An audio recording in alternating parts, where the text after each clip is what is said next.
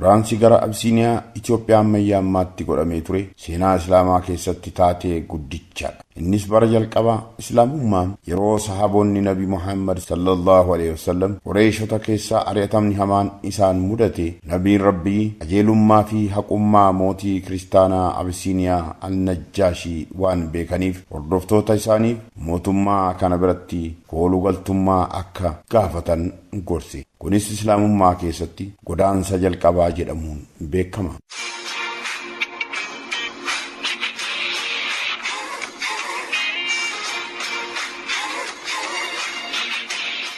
Godaansa jalqabaa kanaan gareen musliimtota 15 of keessaa qabu gara Absiiniyaatti deeme. Gareen kun hiriyoota nabii beekamoo ta'an tokko kan of keessaa qabu ture. Isaanis kanneen akka Usmaan ibn Affaan radiyallahu anhum, haadha manaa isaanii Ruqiyyaa intala nabiyyi Rabbii sallallahu alaihi wasallam, Abu Hudayfaa ibn Utubaa fi haadha warraa isaa Sahlaa binti Suhayl, Abdallah ibn Ju'aysh kanneen biroos turan. Simannaan Absiiniyaa keessatti yeroo achi gahan mootichi biyyaa isaaniif taasise miira gammachuun kan guutame ture. Oduu sobaa fi deebi'uu godaantota muraasa. Godaantonni yeroo gabaabaa booda oduu sobaa Qureeshonni Islaamummaa fudhatan jedhu dhagahanii gareen isaanii gara Makkaatti akka deebi'an isaan kakaase. Qureeshonni oduu kana dhagahan meeshaalee kennaa nugusa Absiiniyaatiif oolu harkatti qabatanii warra gadadoo isaanii baqatanii biyyaa bahan qabanii biyyatti deebisuuf gara Itoophiyaatti dhufan. Achii gagahanii booda kennaa nugusaaf qabatanii dhufan dhiheessanii sababaa dhufaniif ibsuun nugusni biyyaatis badiin warra kanaa maali jedhee gaafachuu isaatiin jarri kun farra kiristaanummaati, farra Yesuusiif Maariyamitiin, kanaaf harka qabii nuuf kenni jedhanii gaafatan. Yaa mootii Absiiniyaa, mee warra kana ammuma ummata kana duratti yaamsisi, nagaadhuma isaan nugusaaf kennaniin warra naamusa hin qabne ta'uu hubattaa ittiin jedhan. Kana jechuun isaanii nugusaaf hin sujuudanii, ulfina hin qabanii jechuu isaanii ture. Mootiin Najaashinis waan isaan jedhan hunda dhageeffatee Jaafarfaa bakka jiranirraa fuulduratti akka dhufan yaamsise.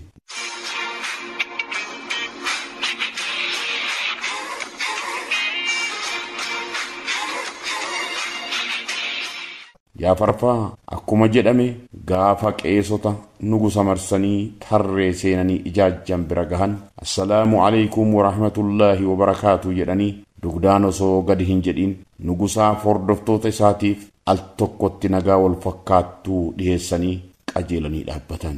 Qureeshonnis yaa kabajamtoota qeesotaa fi mootii biyyaa, wanti jenne dhugaa ta'uu mirkaneeffattaniittu jennee abdanna jedhanii gammachuudhaan. Yommuu kanatti mootiin Al-Najjaashiin isin maaliif dugdaan gadi jettanii nageenya nugusaaf malu osoo hin dhiheessiin haftan jedhee gaafate. Jaafar ibn Abu Xaalib musliimtota bakka bu'uun akka dubbatan filatame. Ittisa isaa keessatti Jaafar hundee islaamummaa fi dhiibbaa jijjiirama jireenya isaanii irratti qabu ibseera. Innis akkamitti islaamummaan rabbiin kophaa isaa akka waaqeffatamu, kan sujuudni maluuf mootii alamaa qofa akka ta'ee fi waaqeffannaa waaqa tolfamaa irraa akka maganfatan nabiyyiin isaanii kan isaan barsiise ta'uu ibse booda nageenyi gumii hundaaf dhiyeessine dugdaan gadi jechuu san caalaa jedhan. Nagaaf rahmanni rabbii sirratti haa bu'uu jenne yaa nugusaa jedhe Jaafar. Deebiin kun mootichaa fi mana murtii isaa baay'ee dinqisiise. Akkuma seera bu'uura haqaa fi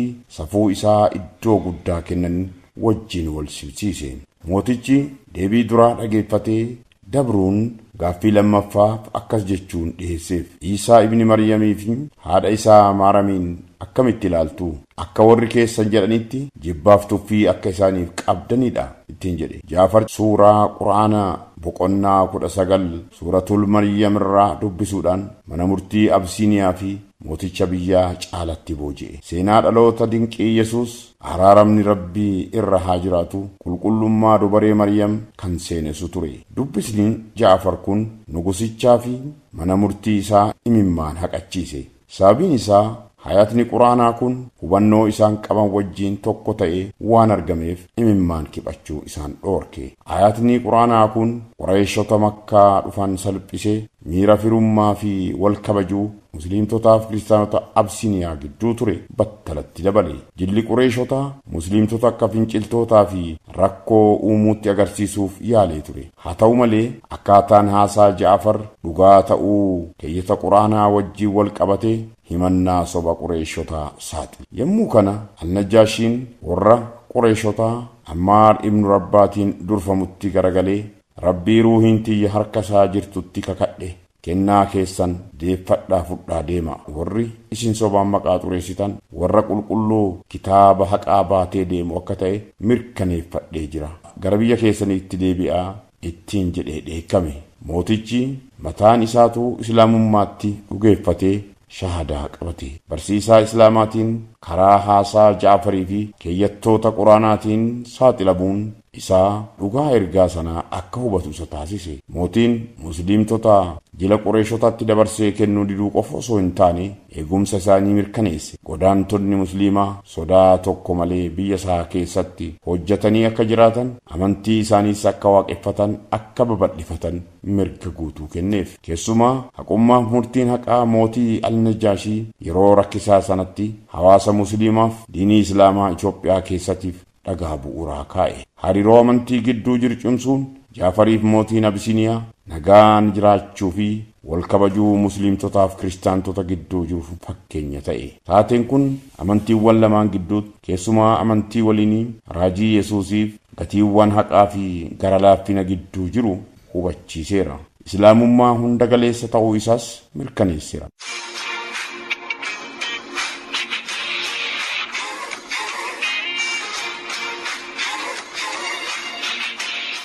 Dhiibbaan haasaa Jaafariif fudhatama islaamummaa mootii Arabaa hin taane tokkoon islaamummaa addunyaa maraan agarsiise. Ergaan islaamaa ummata Arabiyaa qofa irratti kan daangeffame osoo hin taane sanyii aadaa yookaan teessuma lafaa osoo hin filatiin dhala namaa hundaaf akka ta'e agarsiise. Jaafar ibn Abu Xaalib mana murtii Absiniyaa keessatti islaamummaaf ittisuun isaa seenaa islaamaa keessatti yeroo murteessaa ture. Godaantonni musliimaa ari'atama Qureesh irraa akka hin deebine baraaruuf qofa osoo hin taane islaamummaa karaa gadi fagoo ta'een Absiniyaatti galche. Ibsi ifa ta'uu fi dhugaan jechoota Jaafar ogummaa fi haqa mootii wajjin walitti makame dhiibbaa waaraa kan uume yoo ta'u kunis addunyaa maraaf bareedina islaamummaa kan calaqqisiisu ture. Rabbiin Jaafariif hiriyoota hunda aarsaa isaaniitiif haa eebbisu. Haala hundaa keessatti dhugaa jiru kabachiisuuf dandeettii nuuf haa kennu. Rabbiin hunda caalaa beekadha.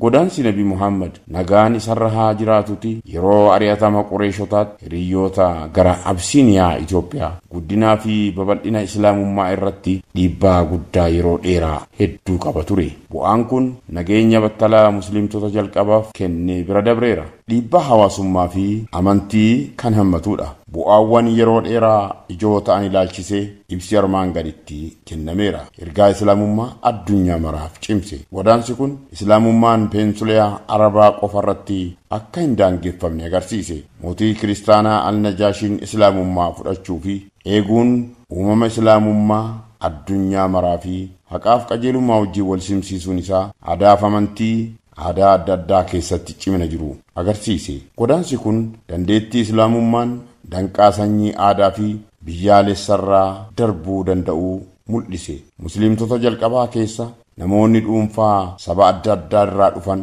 kanneen akka Bilaal Absiniyaa irraa, Shohaib Bizantaayin irraa fi Saalmaan Faars irraa turuun isaanii walqixxummaa islaamaatiif agarsiisa guddaadha. Islaamummaa keessatti sadarkaan isaaniis ilaalchaa fi walqixxummaa amantii addunyaa maraa agarsiiseera. Islaamummaa gara Absiniyaatti seensisuun amanamummaan amantii fi dandamachuun godaantota musliimaa nugusaa fi mana murtii isaa irratti yaada gadi fagoo dhiise. Dhumarratti mootichi ofii isaatii islaamummaa fudhate. Absiniyaan naannolee jalqabaa Arabiyaatiin ala jiran keessaa tokko kan islaamummaa fudhatte taate. Kunis hariiroo gara fuulduraa hawaasa musliimaaf Absiniyaa gidduu jiruuf bu'uura kaa'uun wal kabajaa fi wal hubannoo cimsee dabree jira. Xumurree koppii link sheer sabskraayib gochaa seenaa wal fakkaataan biroos akka isin bira ga'u taasisaa.